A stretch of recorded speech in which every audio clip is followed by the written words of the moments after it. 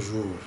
La Confédération syndicale des travailleurs du Togo, CSTT, dont est membre la Fédération des travailleurs du bois et de la construction que vous dirigez, est secouée depuis quelques mois par une crise qui ne dit pas son nom. La dernière trouvaille, c'est la décision de la Cour suprême, le 26 octobre dernier, de suspendre les travaux de la nouvelle équipe mise sur pied durant le congrès électif du 21 octobre dernier. Que se passe-t-il exactement? Oui. Tout d'abord, je voudrais vous remercier pour l'initiative, mais dire que la décision de la Cour suprême, c'est pour suspendre les activités du nouveau bureau confédéral, je pense que c'est un truc contraire. La décision de la Cour suprême ne supprime pas ou bien ne demande pas l'arrêt des travaux ou bien de la continuité des activités du nouveau bureau confédéral. C'était une décision qui a été prise par la Cour suprême sur la demande du camarade Tevi, par son conseil d'ailleurs, le conseil du camarade Tevi, que la Cour suprême a rendu cette décision. La Cour suprême rendait cette décision dans le cadre de l'ordonnance en rétractation de sursis que le comité de gestion transitoire avait reçu. C'est-à-dire que le conseil du camarade Tevi avait, dans un premier temps, fait appel à la décision de première instance en référé, où il a été débouté, où il demandait à être rétabli dans ses droits suite à la suspension du conseil syndical extraordinaire du 9 juin. Ça, c'est le premier élément. Le deuxième élément, par rapport à cette même affaire, le conseil du camarade Tevi a fait appel à cette décision au niveau de la Cour d'appel. Et arrivé à ce niveau, la Cour d'appel a également, sur la demande du conseil de camarade Tevi, interdit des activités, a pris une ordonnance pour interdire des activités au comité de gestion transitoire mis en place. Cela veut dire que à partir du moment où la Cour d'appel a demandé à faire une interdiction au comité de gestion dans le cas de manifestations, le comité de gestion ne pouvait pas aller au bout de sa décision du conseil syndical qui est de convoquer un congrès extraordinaire. Donc au niveau de la Cour d'appel, notre conseil a fait rétractation de cette décision, de la demande de M. Tevi. C'est qui le camarade Tevi? Le camarade Tevi, c'est l'ex-secrétaire général de la Confédération syndicale des travailleurs du Togo, CSTT. C'est l'ex-secrétaire général de cette institution. Et son conseil, à ce niveau, a été appelé à répondre à la demande de rétractation de notre avocat, Maître Claude, qui, le 6 octobre, devant le président de la Cour d'appel, l'avocat de ce conseil a brillé par son absence. Il n'avait pas répondu à cette audience de référé et le jugement a été rendu en bonne et due forme par le vice-président représentant siégeant au nom du président de la Cour d'appel. Et la décision, au motif de toute l'explication qu'on a dans l'exposé que votre avocat, au regard même des documents qui sont là, il était clair que la Cour a décidé, et donnant l'autorisation par le jugement numéro 371 au comité de CGT de pouvoir organiser toute manifestation, toute assemblée générale, dont le congrès du 22 octobre passé. Et ce n'est qu'après la tenue de ce congrès que la Cour suprême fait sortir maintenant une décision de sursis, c'est-à-dire de sursoir à cette décision de la Cour d'appel, la décision numéro 371. Et on se pose la question de savoir quelles sont les conséquences juridiques de cette décision. Cette décision a-t-elle des incidences sur le Congrès? La réponse est non, parce qu'aucune loi n'est rétroactive. La loi n'est jamais rétroactive. Alors, par rapport à ça, vous aurez les documents, vous aurez pu comprendre que la Cour d'appel a pris sa décision après que l'exécution, le bureau confédéral, après que le bureau confédéral ne soit mis en place par les membres de ce congrès extraordinaire. Et M. Bandou, revenons à l'origine. Qu'est-ce qui a provoqué cette crise au sein de la CSTT? Bon, d'une manière globale, qu'est-ce qui a provoqué cette crise au sein de la CSTT? Il faut dire que c'est la mauvaise gestion de l'organisation sur tous les plans, sur le plan des ressources humaines et des ressources financières. Alors, depuis mai 2014, suite à un certain nombre d'observations du comptable de la Confédération, un certain nombre de membres provenant des organisations syndicales ont été saisis d'un certain nombre de documents accablants démontrant la mauvaise gestion des ressources financières, probablement des ressources mises à la disposition de la Confédération par un certain nombre de partenaires. Alors, l'article 12 des statuts de la CSTT dit, en son alinéa 3, que tout membre a le devoir de protéger les ressources, c'est-à-dire les ressources et le patrimoine de la CSTT. À partir de cet instant, les organisations syndicales se sont saisies de l'affaire et ont interpellé l'ex-secrétaire général Kamara Terbi pour la convocation d'une assemblée ou d'un conseil syndical pour pouvoir clarifier le tout. Le camarade Terbi s'est obstiné. Il a refusé la convocation de cette assemblée. Il a fallu des pieds des miens et l'insistance des partenaires pour que cette assemblée ne soit, ce conseil syndical soit convoqué pour qu'on puisse en débattre. Et le jour de ce débat, le débat n'avait pas pu avoir lieu en profondeur. Une commission a été mise en place pour enquêter et cette commission aussi n'avait pas pu aboutir à un résultat. Ça fait revenir le partenaire financier, la CNV International en charge, qui a commandité un audit. Un audit dans le courant de cette année, en mars, le comité des auditeurs a siégé en mois de mars 2015 et l'audit a fait ressortir un montant de 300 millions 74 363 francs. 300 millions 74 363 francs de fonds non justifiés.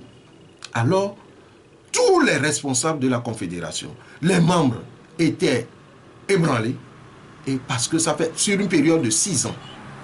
Alors, on s'est posé la question de savoir pourquoi la gestion de la Confédération en est arrivée à ce niveau. Mais c'est la question que j'ai voulu vous poser en tant que secrétaire général de la FCB. Mais évidemment, nous, dans notre vision des choses, au niveau de la gestion de la Confédération, nous ne sommes pas secrétaire général, nous ne sommes ni adjoint ni trésorier général, mais nous en tenons toujours au devoir qui est le nôtre, c'est de voir la Confédération prospérer et par la défense des travailleurs. Et ça, c'est là. Donc, au niveau de la gestion, on n'est pas impliqué dans la gestion.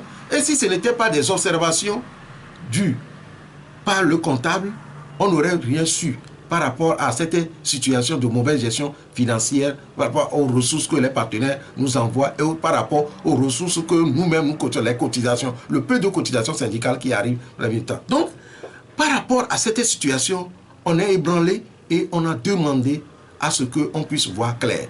Suite à cela, l'audit qui a révélé ce rapport, les partenaires ont demandé des explications dans un premier temps. Ils ont demandé des explications au bureau confédéral. Cette explication n'avait pas convaincu les partenaires. Deuxième temps, ils ont demandé finalement à ce que les fonds non justifiés soient remboursés. Et d'ailleurs, je vous souviens que dans un courrier que les partenaires ont envoyé, le gouvernement néerlandais a demandé à nos partenaires de rembourser ces fonds. Dans un premier temps. Et dans le deuxième temps, ils ont demandé à ce que la CSTT rembourse la différence de 7 millions pour 2014. Les partenaires ont pris l'engagement de pouvoir faire face à ce qui concerne 2009 à 2013 vis-à-vis de leur gouvernement. Est-ce que tout ça a été pris en compte et exécuté? Non!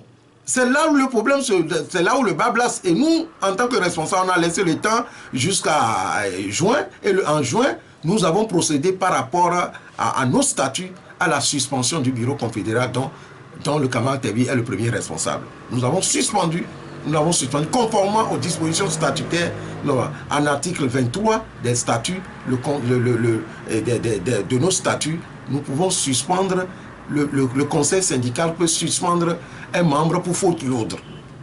Alors, quand nous avons suspendu le camarade Terbi et son bureau exécutif, il y a un comité qui a été mis en place. Et c'est le processus de ce comité qui a convoqué depuis le 9 juin un congrès extraordinaire qui s'est tenu conformément aux dispositions du congrès extraordinaire le 22 passé. Donc voilà un peu le sujet. Et les partenaires ont demandé, dans leur deuxième courrier en juillet d'ailleurs, qu'on puisse aller vers un remboursement des 7 millions de 2014 et en même temps organiser un congrès démocratique pour un nouveau leadership. Mais le Kama Tevis a dit non, lui ne va jamais organiser un congrès extraordinaire, que ce ne sont pas les partenaires qui vont lui imposer quoi que ce soit. C'est selon ce que nous avons appris par rapport. Et il était resté dans cette logique pour dire que il va aller à un congrès ordinaire qui va se tenir en décembre prochain. Donc, au regard de tout ça, là, pour éviter la suspension de la coopération, voire la rupture de la coopération, et bien entendu, nous savons très bien que notre organisation est devenue une organisation fautive, et ce partenaire a toutes les possibilités pour pouvoir continuer à nous aider. Nous sommes en train de faire ce plaidoyer auprès de ce partenaire pour qu'on puisse nous regarder, pour qu'on puisse regarder un peu de leur côté comment est-ce qu'on peut s'en sortir. Malheureusement, le camarade secrétaire général n'avait pas voulu.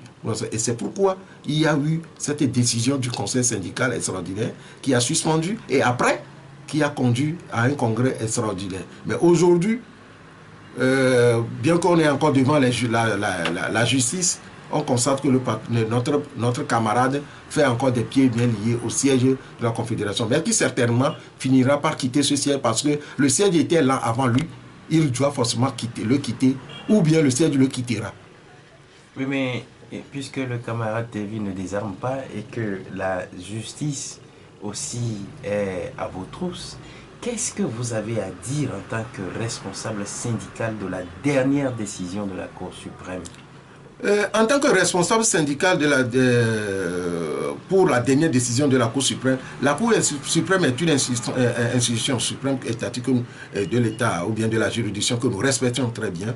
Mais sa dernière décision nous a surpris pour la simple raison que nous ne comprenions pas la décision de sursis à une activité qui s'est déjà passée. Alors ça nous a laissé perplexes et nous pensons que la Cour doit revoir et doit s'auto-saisir sur ce dossier général de soupçons de malversation et autres. Et toutes les gens, nous interpellons, si au sein d'une organisation syndicale, on peut arriver à un tel niveau de gestion et qu'on ne puisse pas arriver à dire clairement au niveau de la juridiction togolaise qu'il y a eu du faux et usage de faux, parce qu'on a même imité les signatures des gens. Si on ne peut pas vraiment, par rapport à cette justice, dire clairement, alors nous nous demanderons qu'est-ce que nous reprochons au sommet de l'État. Alors nous demandons que la Cour, en qui nous avons confiance, et toutes les juridictions du Togo en qui nous avons confiance, que ces juridictions puissent vraiment dans cette affaire qui tourne de crise sociale ou nécessité, qu'on puisse saisir de cette affaire parce que nous-mêmes, nous avons appliqué nos tests et que nos tests soient respectés jusqu'au bout et par rapport aux faits. Oui, mais M. Banjo, vous êtes un des acteurs de cette crise. Est-ce que vous soupçonnez une main invisible, par exemple, de l'exécutif? Non, nous ne soupçonnons pas une main invisible, mais nous disons, mais lorsque on ne peut pas arriver pour des affaires mises en référé, pour 1 ou 2 semaines, trancher ces affaires pour du cas d'urgence pour la cause des travailleurs qui constitue le poids économique pour l'économie togolaise, alors nous disons que c'est grave.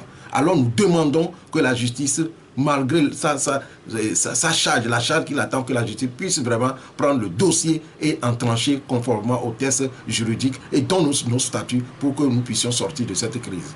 Vous avez fait des frustrations au sein de vos syndiqués en tant que responsable. Qu'est-ce que vous avez à dire à l'égard de ces syndiqués-là qui vous suivent et qui, pour la plupart, comme je l'ai dit tout à l'heure, sont frustrés et qui ne savent pas là où mettre la tête?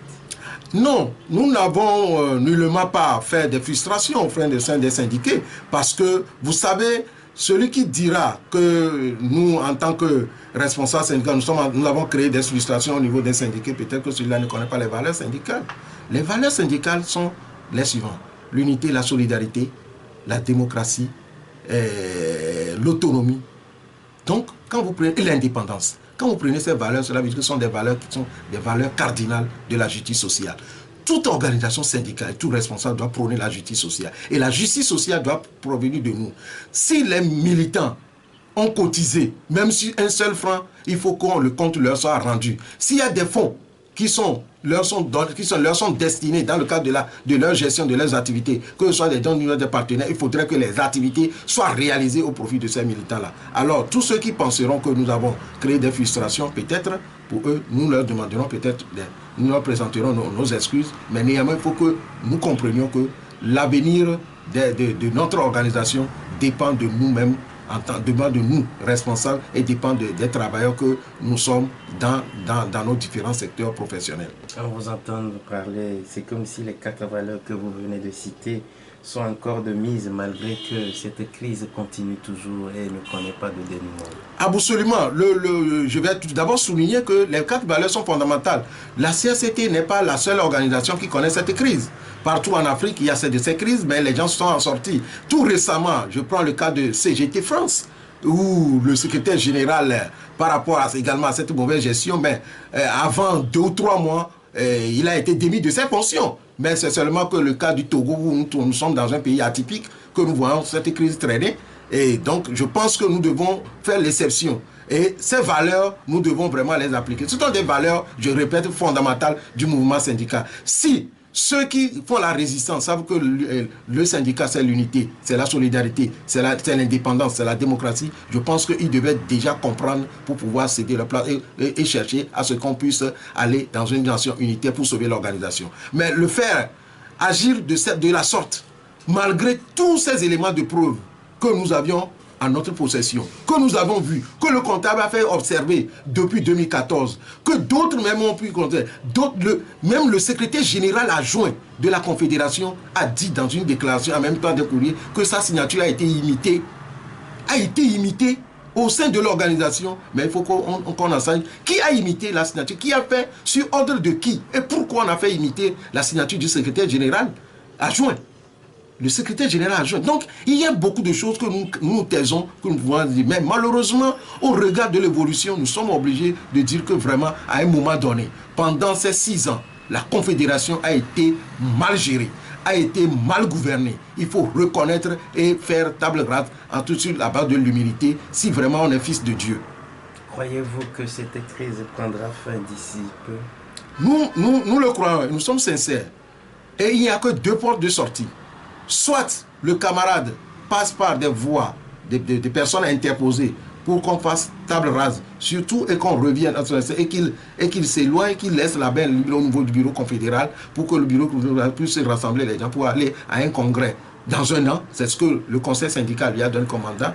Soit il persiste et la justice va nous dire qui aura tort, qui aura raison. Mais néanmoins, nous pensons que là où nous sommes aujourd'hui, soit nous, en tant que responsables de nos organisations, nous mobiliserons les gens pour pouvoir quitter l'organisation parce que nous ne sommes pas attachés à la CCT. Nous sommes une organisation affiliée et tous les syndicats de base sont autonomes et indépendants. Et nous avons déjà vu des syndicats qui ont quitté la Confédération en cette période de crise parce qu'ils n'en peuvent plus. Et nous ne voulons pas arriver là parce que notre camarade voudrait tout juste avoir une organisation syndicale à son image. Et ça serait regrettable, mais nous n'arrivons pas à arriver là. La CST demeurera unitaire et que nous allons tout faire pour que on puisse sortir de la crise d'ici la fin de cette année. Votre souhait?